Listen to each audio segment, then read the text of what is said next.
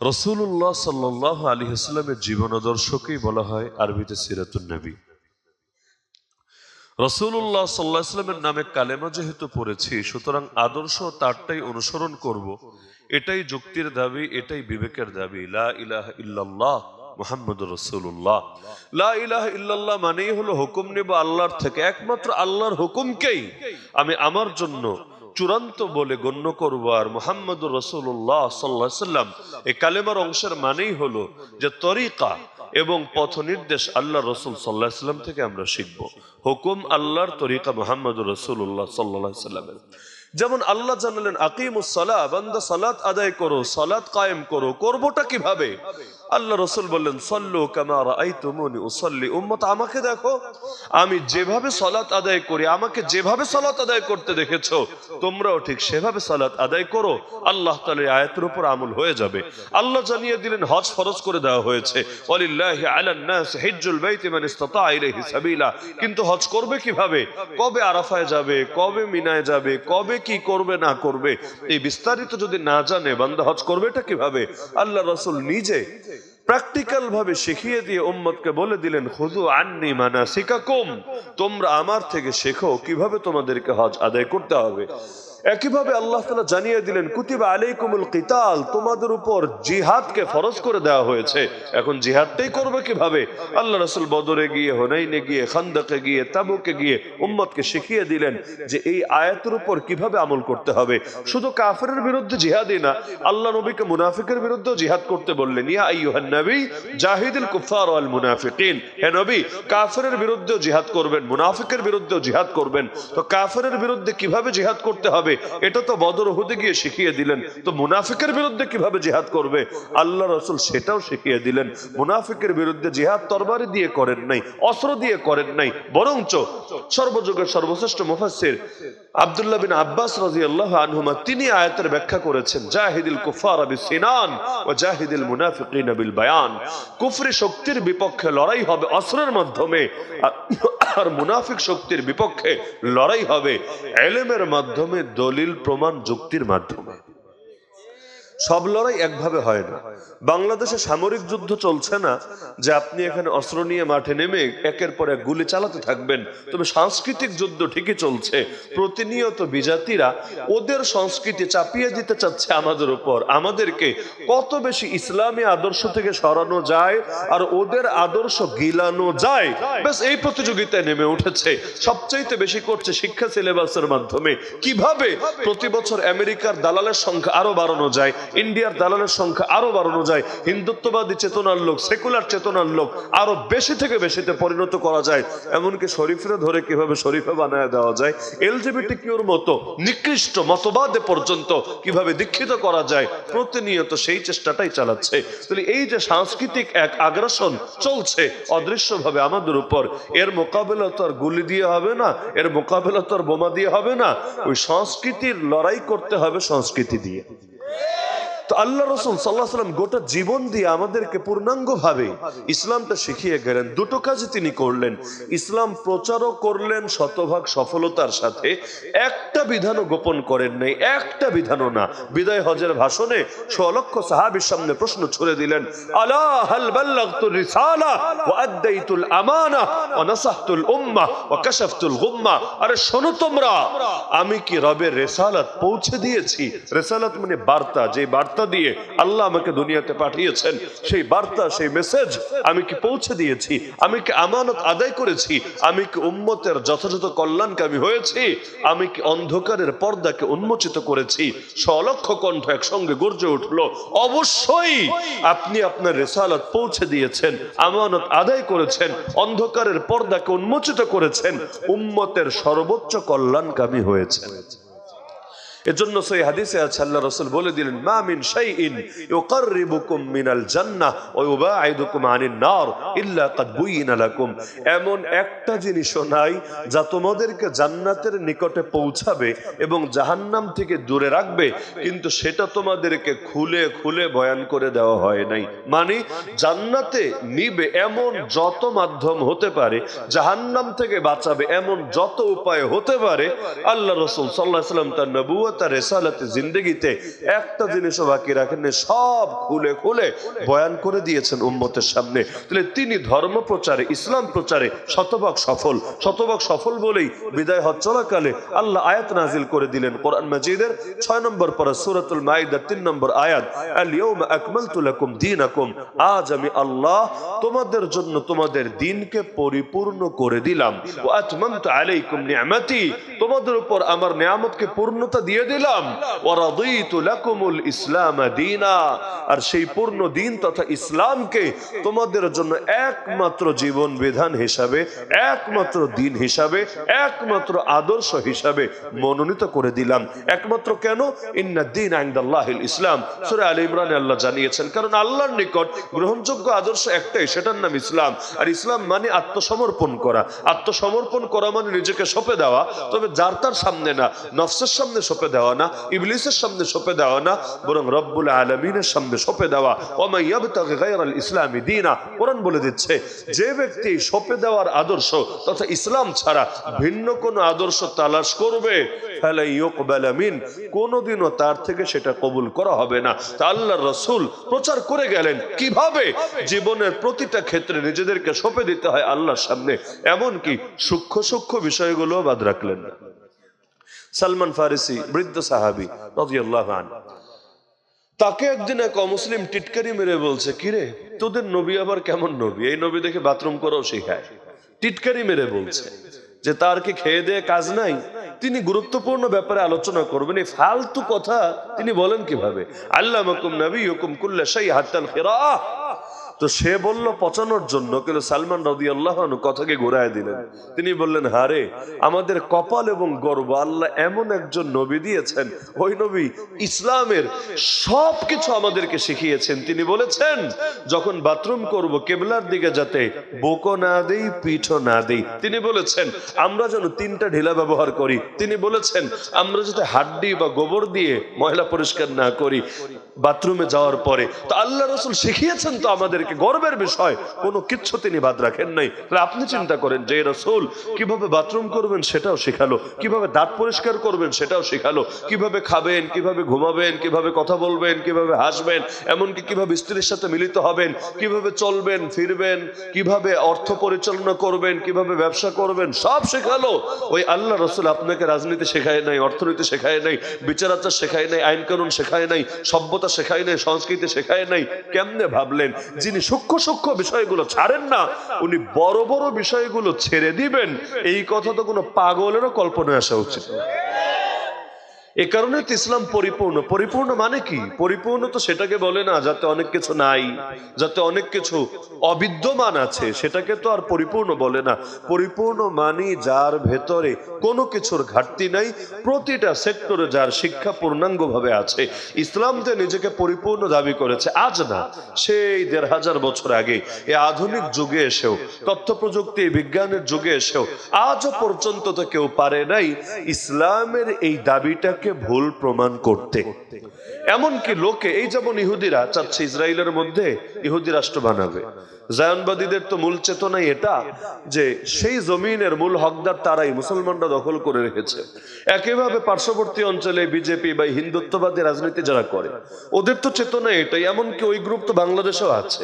এদের চেতনা এটাই যে এই অঞ্চলে রামের রাজত্ব প্রতিষ্ঠা করবে, এটাকে একটা হিন্দু রাজ্য বানাবে, রাম রাজ্য বানাবে। কিন্তু মজার বিষয় হলো কেউ চায় ইহুদি রাষ্ট্র, কেউ চায় হিন্দু রাষ্ট্র, কেউ চায় সেই ক্রুসেড করে করে খ্রিস্টীয় রাষ্ট্র বানাবে।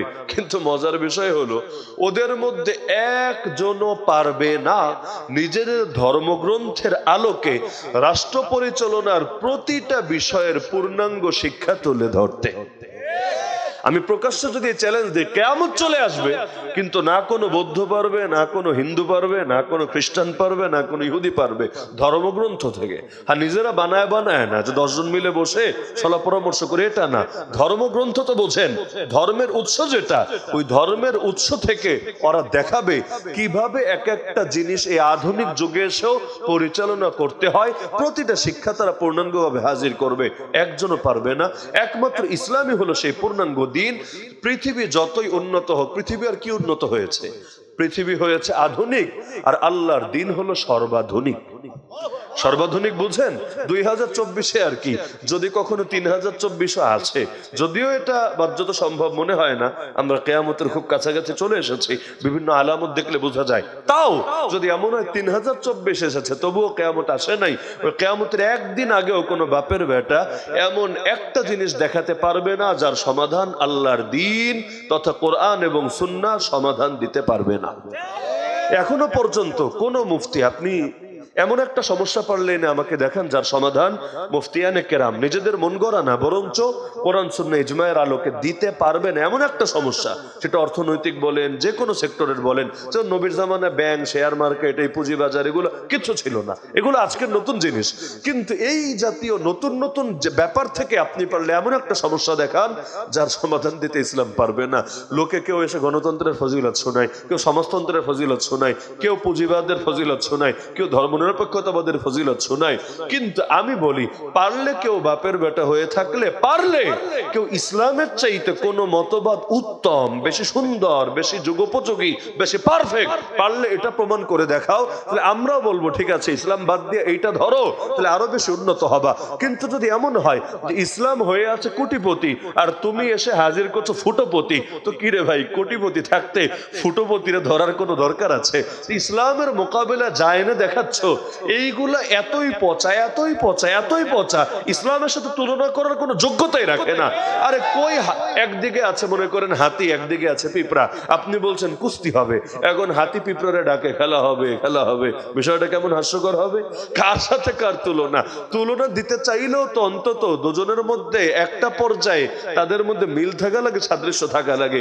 ইসলাম তো এমন একটা জিনিস যা দিয়েছেন আল্লাহ, আগে পারলে দেখাও পৃথিবীর কারো জ্ঞান আল্লাহর সমতুল্য হতে পারে। যদি না পারে তাহলে কই আল্লাহর জ্ঞান, কই বান্দার জ্ঞান? আল্লাহ তার জ্ঞান থেকে যে সলিউশন দিয়েছে আর বান্দা তার জ্ঞান থেকে যে সমাধান বের করেছে, কিভাবে সমান হবে? আল্লাহর বান্দার মধ্যে যেমন তুলনা চলে না, আল্লাহর দেওয়া আদর্শ আর বান্দার বানানো আদর্শের মধ্যেও তুলনা চলতে পারে না। এজন্য দেখেন না, স্বাধীনতা এসেছে 1971-এ, কিন্তু মুক্তি আসে নাই 2024-এও। কই মুক্তি আসলো? কোথায় মুক্তিটা আসলো? শুধু এক অর্থনৈতিক সেক্টর দেখলেই দেখেন না, আজও পর্যন্ত বাংলাদেশে 4 কোটি মানুষ আছে দারিদ্র সীমার নিচে। প্রতিদিন শুধু ধনী আর গরিবের বৈষম্য বাড়ছে আর বাড়ছে। পুরো বাংলাদেশের 95% মানুষের হাতে যত টাকা আছে, বাকি 5% মানুষের কাছে এর চাইতে অনেক বেশি টাকা আছে। তাহলে এইটারে নাকি সাম্য বলে? আরে যতদিন পর্যন্ত কোন রাষ্ট্রের অর্থনীতিতে সুদ থাকবে, সুদ, ঘুষ আর দুর্নীতি বাদই দিলাম, এগুলো আর ব্যাখ্যা করে বোঝানো লাগে না। যদি দুর্নীতি থাকে ওই দেশে যে এই বৈষম্য দূর হয় না, এটা পাগলেও বোঝে, এটা আমার বোঝাতে হবে না। কিন্তু আমি আল্লাহর নামে কসম করে দাবি করছি, কোন রাষ্ট্রের অর্থনীতিতে যদি সুদ থাকে, সুদ, ওই রাষ্ট্রে কশ্চিনকালেও ধনী আর গরিবের ব্যবধান তো দূর হবে না, হবেই না। উল্টা যতদিন যাবে গরিবের রক্ত চুষে খেয়ে খেয়ে এই ধনীদের আঙ্গুল ফুলে আরো কলা গাছ হতেই থাকবে আর হতেই থাকবে। এজন্য কোরআনী অর্থ ব্যবস্থার একটা মূলনীতি হলো কাইলা ইয়াকুনা দুলাতাম বাইনাল আগনিয়া মিনকুম, টাকা পয়সা শুধু ধনীদের মধ্যে সীমাবদ্ধ থাকবে না, বরঞ্চ এটা ছড়িয়ে দেওয়া হবে, ছড়িয়ে দেওয়া হবে। এমন একটা জামানা অতিক্রম হয়েছে, মাইলের পর মাইল, শত শত মাইল পাড়ি দিয়ে একজন মাত্র এমন লোক পাওয়া যায় নাই যাকে যাকাত দেওয়া যেতে পারে। আর তাদের মধ্যে এতটুকু আল্লাহর ভয় ছিল, আলহামদুলিল্লাহ, এতটুকু আল্লাহর ভয় ছিল যে যাকাতের হকদার না হয়েও যাকাত নিবে, ওই মানসিকতাও ভেতরে ছিল না। এখন তো এমন ভিখারিও আছে, ভিক্ষুকও আছে বাংলাদেশে যার 5 তলা বাড়ি আছে। এমন এক নিরাপত্তার যুগ ইসলামী খেলাফত দেখিয়ে দিয়েছিল। একজন মানুষ ইয়ামানের সানা থেকে হাজরামাউত, সে কত দূরের এলাকা চলে যেত, এক আল্লাহ ছাড়া কারো ব্যাপারে দিলে ভয় কাজ করতো না। আর একজন নারী হেরা থেকে শুরু করে এসে আল্লাহর ঘর তওয়াফ করে আবার বাড়িতে ফিরে যেত। আরে না কোনো ডাকাত, না কোনো ছিনতাইকারী, না কোনো রাহাজান, আর না কোনো ইফতিজার, না কোনো বখাটে, না তার জান, না তার মাল, না তার ইজ্জত। এই একজন নারী পর্যন্ত এতটুকু নিরাপত্তা অনুভব করতো যে কেউ তার ওদিকে হাত বাড়াতো না। এমনকি ওমর রাদিয়াল্লাহু আনহুর মতো ব্যক্তি পর্যন্ত বলে গিয়েছিলেন, ফুরাত নদীর তীরে একটা কুত্তাও যদি না খেয়ে মরে, আমি ওমরের শাসন চলাকালে আমাকে তো জবাব দিতে হবে আল্লাহর কাছে।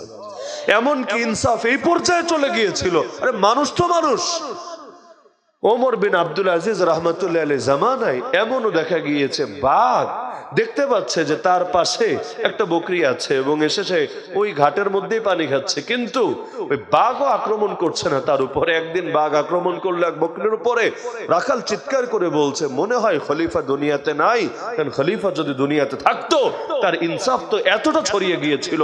মানুষ তো মানুষ, জীবজন্তু পর্যন্ত তাদের মধ্যেও ইনসাফ অদৃশ্য এক কারণে প্রতিষ্ঠিত হয়েছিল। মনে হয় খলিফার দুনিয়াতে নাই। পরে জানা গেল হ্যাঁ, ওই দিনই ওমর বিন আব্দুল আজিজ দুনিয়া থেকে শেষ নিঃশ্বাস ত্যাগ করেছেন। আর বরকতের মালিক তো আল্লাহ। দুনিয়ার লোকের হাতে আবার বরকত আছে নাকি? সুখ বলেন, শান্তি বলেন, রহমত বলেন, বরকত বলেন, সবকিছুর একচ্ছত্র মালিক যিনি, তার নাম আল্লাহ। আল্লাহকে রাজি করে বান্দা কখনো খারাপ থাকে না, আর আল্লাহকে নারাজ করে বান্দা কখনো ভালো থাকতে পারে না। তো একটা সময় এমন ছিল, সাধারণ মানুষ যাকে কেউ চেনে না, জানে না, তার পর্যন্ত এই পরিমাণ নিরাপত্তা ছিল। আর এক ওসমানের রক্তের বদলা নেওয়ার জন্য আল্লাহ রসুল পর্যন্ত 1400 সাহাবীর থেকে জিহাদের বায়াত নিয়ে ফেলেছিলেন। অথচ ওসমানের রক্তের দাম ওমরের রক্তের দামের চাইতে বেশি না, ওসমানের রক্তের দাম আবু বকরের রক্তের দামের চাইতে বেশি না, ওসমানের রক্তের দাম মুহাম্মদুর রাসূলুল্লাহ সাল্লাল্লাহু আলাইহি ওয়াসাল্লামের রক্তের দামের চাইতে বেশি না।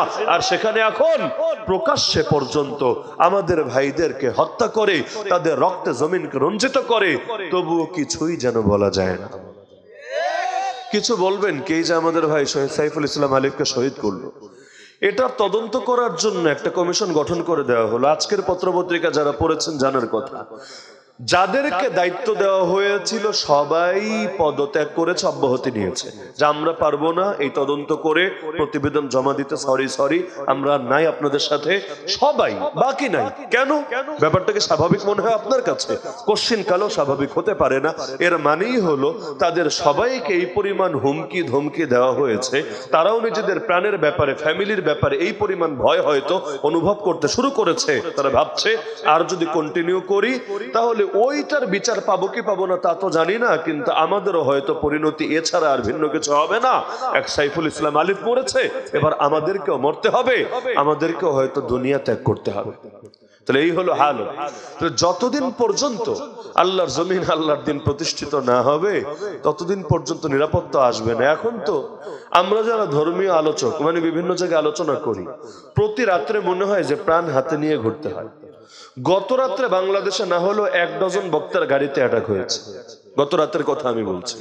এর মধ্যে আমিও ফিরলাম যে রোড থেকে, আমি ময়মনসিংহ থেকে আসলাম ঢাকায়।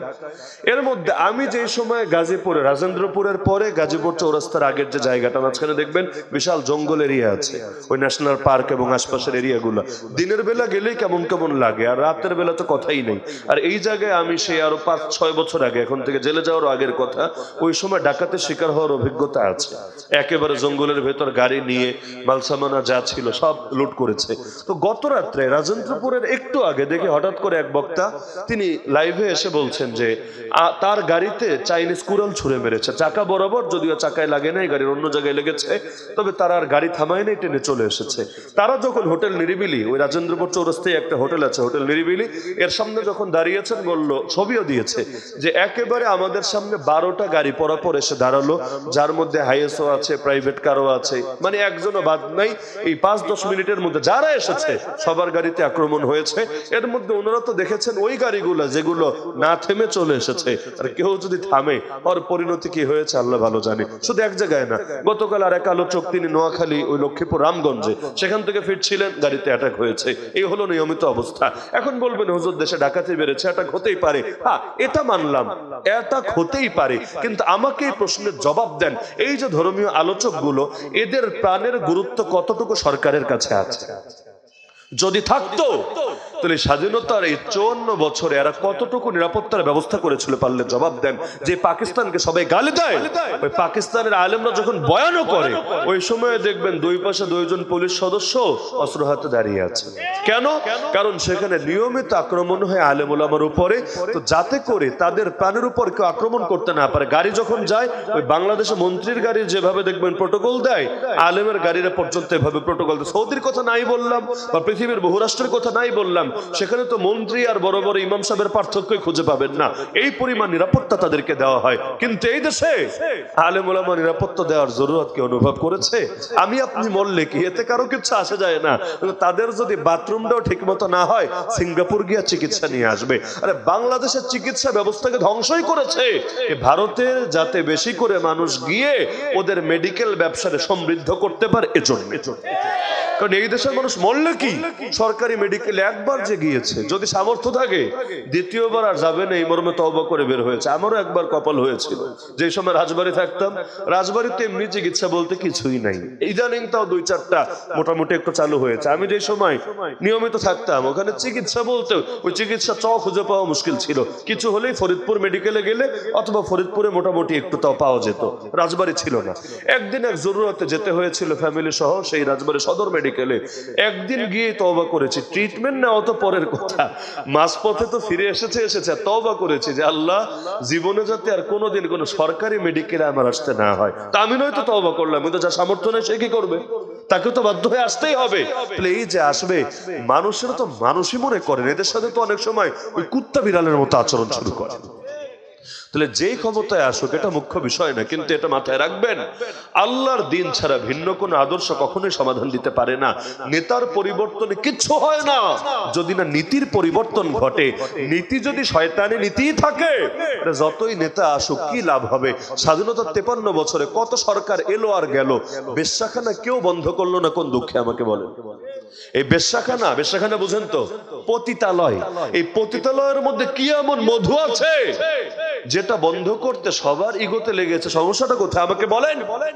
একমাত্র সমস্যা আমি মনে করি এখানে সমস্যা এই জায়গায় না যে ওরা নিয়মিত যায়, কারণ ওই টাইপের ক্ষমতাধর যারা ওরা এই পতিতালয় গুলায় যায় না, ওদের ভিআইপি সার্ভিস আছে, ওরা প্রয়োজনে থাইল্যান্ডে যাবে, ব্যাংককে যাবে, ওরা 5 স্টার হোটেলে যাবে, ওগুলোর মধ্যে এর চাইতে বড় বড় পতিতালয় বহু জায়গায় চলে, ওদের কষ্ট করে এখানে যেতে হবে না। কিন্তু এগুলো জিন্দা রাখে কেন?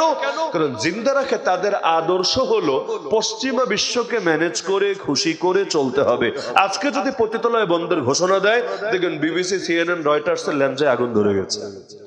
সারা দুনিয়ার আর কারো ঘুম হারাম হোক না হোক, পশ্চিমা বিশ্বের ঘুম হারাম হয়েছে। পশ্চিমা বিশ্বরে নারাজ করা যাবে না। এই যে কাদিয়ানিদের অমুসলিম ঘোষণা করা নিয়ে কত আন্দোলন, কত রক্ত। আচ্ছা, কাদিয়ানি বাংলাদেশে কয়টা? এদেরকে যদি অমুসলিম ঘোষণা করে এতে এদের ভোট কয়টা কমবে আমাকে বলেন তো? উপরন্তু ভোট কমবে না, ভোট বাড়বে। বাস্তবেই আজকেও যদি কোন সরকার যারা ক্ষমতায় আসে নাই, এরা যদি ঘোষণা দেয় যে আমরা যদি পার্লামেন্টে সংখ্যাগরিষ্ঠতা পাই আমরা কাদিয়ানিদের অমুসলিম ঘোষণা দেব, আমি দায়িত্ববোধের সাথে বলছি তাদের ভোট ব্যাংক আগের চাইতে হু হু করে বহুগুণ বেড়ে যাবে। এমনকি আর কেউ পক্ষে বলুক বা না বলুক, পুরো হুজুর জাতি, ধর্মপ্রাণ জাতি, তাওহীদি জনতা তাদের পক্ষে দাঁড়ায় যাবে। বলে না কেন? ওই কাদিয়ানির কয়টা ভোট না পেলে কি কাদিয়ানি পুরো বাংলাদেশ মিলে 1-2 লাখ হবে কিনা সন্দেহ আছে। ওইটা না পেলে কি, এমনকি সবচাইতে বেশি কাদিয়ানি যেখানে ধরেন পঞ্চগড়ে আহমদনগর একটা এলাকা আছে, আহমদনগর এলাকা নিজেরা নাম দিয়ে বিশাল এরিয়া, জেলখানার দেয়াল আর কতটুকু উঁচু, এর চাইতে আরো বেশি উঁচু করে তারা দেয়াল বানিয়ে এর ভেতরে ওদেরকে নিয়ে একত্রিত করে রেখেছে। ওই জায়গায় আমি নিজে দেখে এসেছি, আমার দেখার পর অন্তরে এ ব্যাপারে 100% নিশ্চয়তা চলে এসেছে। ওই এলাকার সংসদ সদস্য প্রার্থী যারা, এরাও যদি কাদিয়ানিদের একটা ভোট না পায় তা ওদের সংসদ সদস্য হওয়া আটকে থাকবে না, বরঞ্চ অন্যদের এই পরিমাণ বেশি ভোট আছে। আর পঞ্চগড়ে সব গ্রুপ একমত হয়েছে কাদিয়ানিদের বিপক্ষে, সবাই একমত। তার মানে কেউ যদি কাদিয়ানির বিপক্ষে অবস্থান নেয় সব দলের সমর্থন পেয়ে যাবে। এখানে রাজনৈতিক দল না, একেবারে সকল দল, সকল ধারার সকল দলের সমর্থন পাবে। তাহলে কেন এদের বিরুদ্ধে অবস্থান নেয় না? জবাব হলো সিম্পল, এদের বিরুদ্ধে অবস্থান নিলে ব্রিটিশ নারাজ হবে, ব্রিটিশ নারাজ হলে ন্যাটো নারাজ হবে, জাতিসংঘ নারাজ হবে, আমেরিকা নারাজ হবে, ইসরায়েল নারাজ হবে। বেশ, কাফেররা নারাজ করা যাবে না, এতে আপনি নারাজ হলে ওদের কিছু আসে যায় না। বিগত দিনে দেখেন না প্রকাশ্যে কি পরিমাণ চাটাচাটি করেছে ওদের। কেন? এখান থেকেই তো বোঝা যায় যে এই দেশের লোকেরা আসলে জনগণের কোনো, তারা পক্ষে না বিপক্ষে, তাদের আবেগ তাদের ইমোশনের মোটেও ধার ধারে না। এজন্য 80% মানুষের অসন্তুষ্টি নিয়েও খুব সাবলীল ভাবে ক্ষমতা পরিচালনা করতে পারে, কোনো কিছু হয় না। উপরন্তু আবার ক্ষমতার মূলনীতি বানিয়েছে সকল ক্ষমতার মালিক নাকি জনগণ। নাউজুবিল্লাহ মিন যালিক। যদিও এটা মানে না, যদি মানতো তাও অন্তত ইসলামের অনেক বিধান এই দেশে কায়েম হতো। কেন? কারণ অধিকাংশ মানুষ অধিকাংশ ক্ষেত্রে ইসলামই চায়। কোর্ট কাচারিতে যদি ইসলাম দিয়ে বিচার করে আপনাদের লাভ হবে না লস হবে? বলে না, লাভ হবে না লস হবে?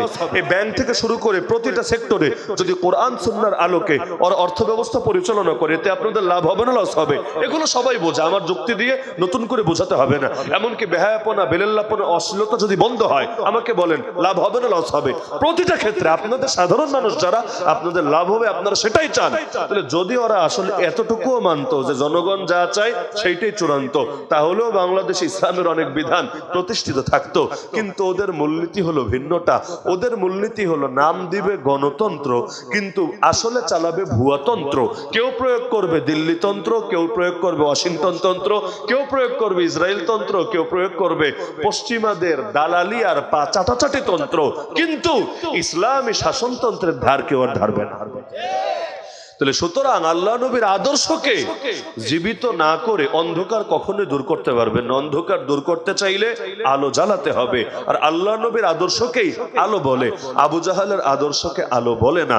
সুতরাং নবীজি সুন্নত গুলোকে প্রতিটা ক্ষেত্রে জিন্দা করতে হবে। তবে মজার বিষয়কে জানেন, যা সুন্নত না তা সুন্নত বানিয়ে রেখেছি, আর যা সুন্নত তা বেমালুম ভুলে গিয়েছি। যারা রাজনীতি করে জেনারেল অঙ্গনে, সেকুলার রাজনীতি, ওদেরকে জিজ্ঞাসা করেন, ভাই কোনো কাজ করতে হলে আগে ইলম হাসিল করতে হয়, পরে আমল করতে হয়। আগে সৌদি যেতে হয় না আগে হজ শিখতে হয়? হজ না শিখে সৌদি গিয়ে কি করবেন আপনি? ট্যুর দিবেন আর খালি উটের দুধ খেয়ে বাংলাদেশে চলে আসবেন? কামটা কি করবেন? আগে তো শিখতে হবে। আগে নামাজ শেখেন, পরে মসজিদে আসেন। নামাজ না শিখে মসজিদে এসে কি ঘাস কাটবেন? করবেনটা কি আপনি? যে কোনো কাজ আগে শিখতে হয়, পরে করতে হয়। রাজনীতিতে নেমেছেন, রাজনীতির ফরজ কয়টা, ওয়াজিব কয়টা, সুন্নত কয়টা, মুস্তাহাব কয়টা একটু বলেন তো। নামাজেরটা তো বলেন, এটা বলেন না। আপনি বড় ব্যাংকার হয়ে আছেন, বড় অর্থনীতিবিদ হয়ে আছেন, অর্থনীতির ক্ষেত্রে ইসলামের প্রাসঙ্গিক একেবারে অতি জরুরি মূলনীতি বেশি লাগবে না 10টা অন্তত বলেন তো? দেখবেন প্রশ্ন করলে আর কিছু বলতে পারে না, অথচ পাগলে ফতোয়া দিবে, ও বলবে খাবারের পরে মিষ্টি খাওয়া সুন্নত। শোনেন নাই আপনারা? কোন বাসায় নিয়ে বিরিয়ানি খাওয়াবে, এই মিষ্টি টিষ্টি কিছু নাই, মিষ্টি খাওয়ানো সুন্নত। মিষ্টি খাওয়া যে সুন্নত, এটা কোন হাদিসে আছে? কোন হাদিসে, কোন সাহাবীর বাণীতে, কোন ইমামের ফতোয়ায়? কিয়ামত পর্যন্ত টাইম নিয়েও কেউ কোশ্চেন কালেও প্রমাণ করতে পারবে না যে খাবারের পরে মিষ্টি খাওয়া সুন্নতে মুআক্কাদা বাদই দিলাম, সুন্নতে জায়েদা, অতিরিক্ত সুন্নত বা নফল বা মুস্তাহাব, এই ফতোয়াই তো কেউ কোনোদিন প্রমাণ করতে পারবে না। কিন্তু এমন ভাবে ফতোয়া ছড়িয়ে গেছে, যারা ডায়াবেটিস আছে ও বলে থাক বেশি তো খেতে পারবো না, একটা মিষ্টি ভেঙে এক কোনা দিয়ে একটু খাই না, অন্তত সুন্নতটা আদায় হোক। আরে পাগল, এটা সুন্নত, এটাই তো ভুয়া ফতোয়া। যেটা সুন্নত এটার খবর নাই। আরে ক্ষুধার জ্বালায় দিন কায়েমের জন্য পেটে পাথর বাঁধানো সুন্নত আল্লাহ নবী বেঁধেছেন, এই সুন্নতের খবর নাই। দ্বীনের জন্য গা থেকে রক্ত ঝরানো সুন্নত, দ্বীনের দাওয়াত দিতে গিয়ে লোকে পাথর মারবে, আপনার গা থেকে রক্ত ঝরবে। আল্লাহ নবী তায়েফে যে পরিস্থিতির শিকার হয়েছেন, এটা সুন্নত। আরে দ্বীনের জন্য এমন ক্ষুধা বরণ করতে হবে, বাধ্য হয়ে গাছের পাতা খেতে হয়েছে, মারিগুলো পর্যন্ত ছুলে গিয়েছে, নিজেদের মল পর্যন্ত ছাগলের মলের মতো হয়ে গিয়েছে। আরে এটা না সুন্নত। সুন্নত ছিল কি, লোকে সুন্নত বানালো কি? আরো কত কিছু সুন্নত বলে চলে, যা অনেক হয়তো আপনারাই নিতে পারবেন না। বলবেন হুজুর এটার সুন্নত অস্বীকার করলো। সুন্নত বলতে চাইলে তো দলিল লাগবে। এই যে অনেকে দেখা যায় খাবার খাওয়ার পরে প্লেটে হাত ধুয়ে এরপর এটা খেয়ে ফেলে, ওই পানিটা খায় এবং সুন্নত হিসাবে প্রচার করে। ছোটবেলা আমিও দেখতাম, কিন্তু আমার একটু কেন যেন রুচিতে বাধ্য, মানে দৃশ্যটা দেখতে সুন্দর লাগতো না। ইসলাম তো সুন্দর, ইসলামের প্রতিটা জিনিসই সুন্দর। ইন্নাল্লাহা জামিল ইউহিব্বুল জামাল, নিশ্চয় আল্লাহ সুন্দর, তিনি সৌন্দর্যকে ভালোবাসেন। পরবর্তীতে শুনতাম এটা নাকি সুন্নত, এতে বরকত আছে। তখন ভাবতাম থাক, আমার ভালো লাগলেও কিচ্ছু আসা যায় না, মন্দ লাগলেও কিচ্ছু আসা যায় না, যদি সুন্নত হয়। আমি যদিও করি না, যারা করে করুক গিয়া। পরবর্তীতে ঘাটাঘাটি করে দেখলাম আরে এটা সুন্নতের ন্যূনতম কোনো দলিল নেই, কিন্তু লোকে বানিয়ে নিয়েছে। আবার দেখতাম খাবার খাওয়ার পরে টিস্যু দিয়েও হাত মুছে না। এক নম্বরে সাবান হ্যান্ড ওয়াশ তো কিছু লাগাবে না, লাগাবেই না। টিস্যু দিয়েও হাতটা মুছে না, বরঞ্চ হাতটা পায়ের তলায় অথবা শরীরের মধ্যে মুছে, কেউ চেহারায় মুছে, এতে নাকি চেহারায় নূর চমকাবে। এগুলো হলো সুন্নত। পরবর্তীতে ঘাটাঘাটি করে দেখলাম পুরাই ভুয়া জিনিস। আর এভাবে নিয়মিত যদি ওই হাতে থাকা চর্বি, বিশেষ করে শীতের দিন গরুর গোশত খাওয়ার পরে গরুর গোশত খেলেন, ডাইলটাইলো না, একেবারে ডাইরেক্ট গরুর গোশত, পরে সাবান ছাড়া হাত ধুয়ে চেহারার মধ্যে যখন মুছবেন সেরকম নূর তো চমকাতে থাকবে, এইটারে বানিয়ে ফেলেছে সুন্নত। আর একটা বললে তো অনেকেই কষ্ট পাবেন, সেটা হলো ওই নুরানিতেও অনেক মাদ্রাসায় এভাবে পড়ানো হয় যে খাবার খাইতে বসার 3 রকম সুন্নত তরিকা আছে। এর মধ্যে একটা হলো ওই যে 2 হাঁটু উঠায়া, মানে যেভাবে বাথরুমে বসে, এটা ছোটবেলা থেকে আমার একটু বিবেকে বাধতো। কেন? বাথরুমে বসার যে দৃশ্য, এটাও বসার দৃশ্য, কিন্তু বলা হচ্ছে সুন্নত। এবং অনেক মুরব্বীরা কষ্ট করে বসছে, যাদের পেট টেট হয়ে গেছে, বসতে বেশ কষ্ট হয়, খাবার খেতে কষ্ট হয়, তাও বসে। আর চিন্তা করতাম, যাক নবীর সুন্নত দেখতে যেমনই লাগুক, নবীর যেহেতু সুন্নত লোকে করুক, নিতম্বটা উপরে হাঁটুর উপর ভর দিয়ে, ওই যে আমার তো বসে দেখানো সম্ভব না, বুঝতে পারছেন তো সবাই। এক কথায় সহজে বাথরুমে যেভাবে বসেন এইভাবে আর কি, এইভাবে বসে খাবার খেতে হবে, এটা নাকি সুন্নত। পরবর্তীতে দেখলাম একটা জাল হাদিসও নাই এ ব্যাপারে। হ্যাঁ, একটা হাদিসের ভুল অনুবাদ করে কেউ কেউ চালিয়ে দেওয়ার চেষ্টা করেছে, কিন্তু ভুল অনুবাদ তো ভুল অনুবাদই। কিন্তু দেখা যাচ্ছে যে কোন খাবারের ক্ষেত্রে এই তরিকায়, হ্যাঁ আপনি তাশাহুদের মতো বসেন না, আদবের সাথে বসেন, হেলান দিয়ে বসে খাবার খাওয়ার ব্যাপারে তো নিষেধাজ্ঞাই আছে। আল্লাহ রাসূল জীবনে কখনো হেলান দিয়ে বসে খাবার খান নাই। চেয়ারে যারা বসে খায়, অনেকে হেলান দিয়ে বসে খায়, এটা নিষেধ, কোনো সন্দেহ নাই। নিচু স্থানে বসে খাবার খাওয়াটা অবশ্যই সুন্নত, এবং এতে খাবারের প্রতি বিনয় প্রকাশ পায়। তো এখন যদি আপনার পক্ষে বিশেষ কোনো ওজন না থাকে, চেয়ার টেবিলে না বসে নিচে বসে খান না, দস্তরখান বিছিয়ে খান না। কারণ দস্তরখান বিছানোর মূল মাকসাদ এটা, খাবার পড়লে যাতে উঠানো যায়। এজন্য অপরিচ্ছন্ন দস্তরখান বিছালে আবার সুন্নত আদায় হবে না। এমন নোংরা দস্তরখান বিছালেন, জীবনে কোনোদিন ধোনও না, পরিষ্কারও করেন না, আর এমন একটা ন্যাকড়া দিয়ে সবসময় মোছেন, ওই ন্যাকড়ার মধ্যে পর্যাপ্ত পরিমাণ জীবাণু আছে, এবং এখানে যদি খাবার পরে ওটা তোলার রুচিও হবে না, তাহলে আপনার দ্বারা দস্তরখানের সুন্নত আদায় হয় নাই, জাস্ট ফর্মালিটি মেনটেন হয়েছে। উদ্দেশ্য হলো এমন কিছু নিচে রাখো, এমন কিছু নিচে রাখো যেটাতে খাবার পড়লে খাবারটা উঠে খাওয়া যায়। ওই সৌদি আরবে হজে গেলে দেখবেন যে একেবারে অন টাইম দস্তরখান দিয়ে দেয়, শুকনা খাবার দেয়, ওইটাই প্লেট, ওইটাই দস্তরখান, একের ভেতর সব। আপনার পড়ে গেলে আপনি উঠিয়ে নেন, খাবার খেয়ে ফেলেন। যেগুলো সুন্নত না, এমন অনেক কিছুকেও লোকে সুন্নত বানিয়ে প্রচার করে, কিন্তু আল্লাহর জমিন, আল্লাহর দিন কায়েম করা যে নবীজির কত বড় সুন্নাত, এইটা বেমালুম ভুলেই গেছে। আল্লাহ রাসূল সাল্লাল্লাহু আলাইহি সাল্লামকে কবরে শোয়ানোর আগে, রওজায়ে আতহারে রাখার আগেই তার খলিফা নিযুক্ত করা হয়েছে। এখান থেকে উম্মত একমত হয়েছে, কোন খলিফা যদি মরেও যায় সর্বোচ্চ 3 দিন বিলম্ব করা যাবে, 3 দিন। এর বেশি যদি বিলম্ব করে, 4 নম্বর দিন যদি চলে আসে, মুসলমানদের খলিফা নাই, গোটা উম্মত পাপে পাপী হয়ে যাবে। হ্যাঁ, গোটা উম্মতের সবার জিজ্ঞাসাবাদ সমান হবে না, এদের মধ্যে নেতৃস্থানীয় যারা একটু বেশি ধরা খাবে, আর যারা একেবারে সাধারণ মানুষরা এরা একটু ঝামেলা মুক্ত থাকবে। তো দেখা যাচ্ছে 3 দিন পর্যন্ত সুযোগ। আর আমাদের তো নাউজুবিল্লাহ 100 বছর পার হয়ে গেল, তবুও খেলাফত নাই, খলিফা নাই। কিছু কিছু জায়গায় তো আঞ্চলিক অন্তত ইসলামী শাসন কায়েম হয়েছে। স্যার জমিনে বাংলাদেশে তো আমরা 350 বছরে অতটুকুও বাড়লাম না। 1757 তো সেই যে ইসলামের পতন হয়েছে, এরপর সেই যে মানুষের বানানো শাসন, সেকুলার শাসন শুরু হয়েছে। ব্রিটিশ করে গেল 190 বছর, এরপর পাকিস্তানিরা করলো 47 থেকে 71, এরপর বাঙালি আর বাংলাদেশিরা শুরু করেছে 71 থেকে 24।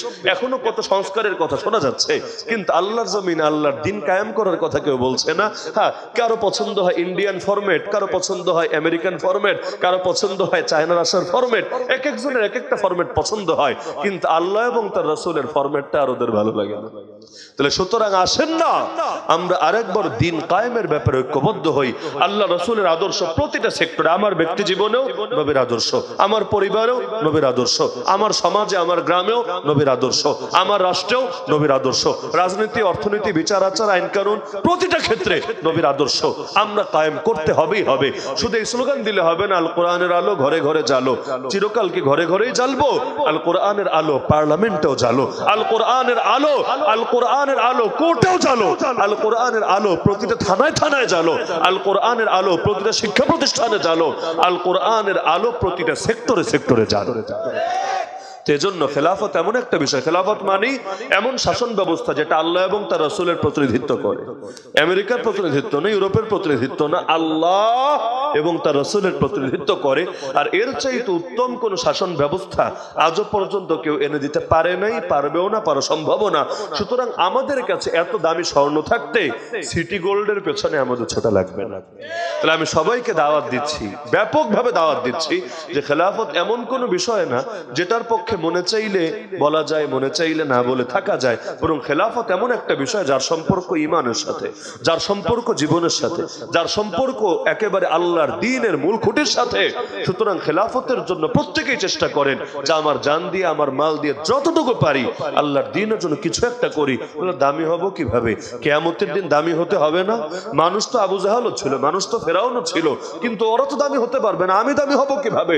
দ্বীনের জন্য যার যত বেশি অবদান থাকবে ইনশাআল্লাহ সে তত বেশি দামি হতে পারবে আল্লাহর কাছে। আল্লাহ আপনাকেও প্রশ্ন করবে, আমাকেও প্রশ্ন করবে। কুল্লুকুম রাইন ওয়া কুল্লুকুম মাসউলুন আন রাইয়াতিহি। তাহলে প্রশ্নের জবাব রেডি করি আজকে থেকে, যে আল্লাহ যখন জিজ্ঞাসা করবে, বান্দা জীবন দিয়েছি, যৌবন দিয়েছি, কি করেছিস আমার দ্বীনের জন্য? অন্তত এতটুকু যাতে বলতে পারি, আল্লাহ বেলালের মতো, সুহাইবের মতো, আম্মারের মতো, ইয়াসিরের মতো, খুবাইবের মতো, খাব্বাবের মতো, আরে মুহাম্মদ বিন কাসেমের মতো, তারেক বিন জিয়াদের মতো, সালাহুদ্দিন আইয়ুবের মতো, সুলতান রুকনুদ্দিন বাইবার্সের মতো, সাইফুদ্দিন কুদসের মতো, অত কিছু তো পারি নাই, কিন্তু আল্লাহ অন্তত এতটুকু তো করেছি, এই উসিলায় মাফ করো। কিছু একটা বলা যাতে যায়, একেবারে যাতে মুখ বন্ধ করে রাখতে না হয়। এজন্য সবাই নিজের জায়গা থেকে চেষ্টা করেন, দ্বীনের পক্ষে আওয়াজ উঠান, জাতিকে ঐক্যবদ্ধ করেন। আর সবাই দ্বীনের সৈনিক হতে হবে জরুরি না, সবাই মাছ না হোক, অন্তত পানি হোক। কথা বুঝতে পারছেন? সবাই মাছ না হোক, অন্তত পানি হোক। সবাই প্রশিক্ষিত কর্মী হবে জরুরি না, কিন্তু সমর্থকও তো লাগবে। আরে কর্মী দিয়েই শুধু হবে না, সমর্থক যত বাড়বে ইনশাআল্লাহ এরাই পানি হবে, আর পানি যত বাড়বে মাছের চলা তত সহজ হবে।